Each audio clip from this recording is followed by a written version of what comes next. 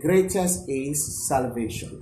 Pero po, ang pinakamalaki po ay yung kaligtasan mo. Because this world is a temporary place. Dahil po ang mundong ito po ay temporaryo lang. Only those who have Jesus as their Lord and Savior will never regret at the end of their life. Dahil po ang tao na may Diyos, na may Hesus sa kanilang buhay, sila po ang hindi magsisisi sa kanilang buhay. Because Jesus is coming back very soon. Dahil si Jesus po babalik, hindi na magtatagal. Every sign He told us that will precede His coming as manifest already. Dahil po ang sinasabi niya na mga signs na siya ay babalik ay nakikita na po, nangyayari na po. So it's a dangerous thing if anybody will miss the kingdom of God, such a person will be going to hellfire. Delikado po pag hindi maligtas ang iyong kaluluwa,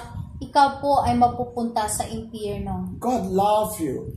Pero minahal ka ni Jesus. No matter what's your race, what's your religious, Jesus died for everybody. Kahit ano man yung simbahan mo, kahit ano man yung pagkatao mo, mahal ka ni Jesus. Gusto kanyang iligtas. He just wants you to surrender your life to Him. Gusto lang po niya na isurrender mo ang iyong buhay sa kanya. And ask Him for forgiveness of your sin. At kailangan mo na humingi ng tawad sa iyong mga kasalanan. And decide not to go back into it. At kailangan mo mag-decide na hindi ka na babalik pa sa pagpakasala. Jesus loves you. Ikaw po ay minahal ni Jesus. If you can decide today Kung ikaw po ay makapagdesisyon ngayon to surrender to Him, na isurrender ang lahat kay Jesus, you will be one of the most blessed. ikaw po ang pinaka-blessed. I tell you, Sinabi ko sa inyo, because the money of this world, kasi yung pera, enjoyment of this world, yung kaligayahan mo sa mundong ito, anything, mention the material things, kahit ano man yung mga bagay na na-enjoy mo dito sa mundo, can never be compared to the kingdom hindi of God. maikumpara sa kaharian ng Diyos. Bible says, Sabi sa banal na aklat, it says, what shall be the reward of a somebody ano ba ang ganti sa isang tao who gained the whole world kung nakuha niya ang gusto niya dito sa sanlibutan and lost his souls? at nawawala naman ang kanyang kaluluwa? Jesus loves you. Ikaw ay minahal ng Diyos. I want to pray for you quickly. Gusto kong mag-pray sa inyo. You want to give your life to Jesus? Gusto mong ibigay ang iyong buhay kay Jesus? You want to surrender to Him? Gusto mong isurrender lahat sa Kanya? Just pray this prayer with me, I-pray mo ito na kasama ako. and Jesus will welcome you. At i-welcome ka ni Jesus. Say with me. Ngayon po, sumunod kayo sa prayer na ito. Say, Jesus, Sumunod kayo sa prayer. Sabihin mo, Jesus, thank you thank you because because you love you me. love me.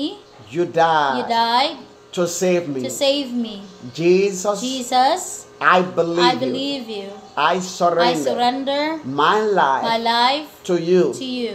Come into my life. Come into my life. Forgive me Forgive me all my sins. all my sins. Jesus, Jesus, you are my Lord you are my Lord and my and my Savior. Savior. Amen. Amen. Wonderful and everlasting Father, we thank you. We give you all the Yes, glory. Lord. Thank you, Jesus, because you love us and you Amen. died to save us. Amen. We believe, we acknowledge your doing, O Lord. Father, as we all confess and welcome you, Amen. Father, save everyone. Amen. In the name of Jesus. Amen. Father, in that place of peace, Amen. in the heavenly home, Amen. where there is no death, where there is no sorrow, Amen. where there is no sickness. Amen. Father, I pray that everyone that invited you today, make everyone worthy in the name of Amen. Jesus. Amen. Write everyone's name in the book of life. Amen. In the name of Jesus, Amen. when the trumpet will sound and will be called back to come home, Amen. no one of us will miss the kingdom of God. Amen. No one of us that connect to this program, this ministry, Amen. no one of us will go to hell. Amen. In the name of Jesus, we are citizens of heaven. We believe in you, Jesus. Amen. Thank you, Father. Thank you, in Lord. Jesus' name. In Jesus' Amen name. and amen. Glory to Amen God. and Woo. amen. Wonderful. Congratulations. You are heavenly citizen. Amen. Congratulations. Kayo po ay citizen na sa langit. Your name has been written in the book of life. Yung pangalan niyo po ay isinulat na po sa Book of Life. God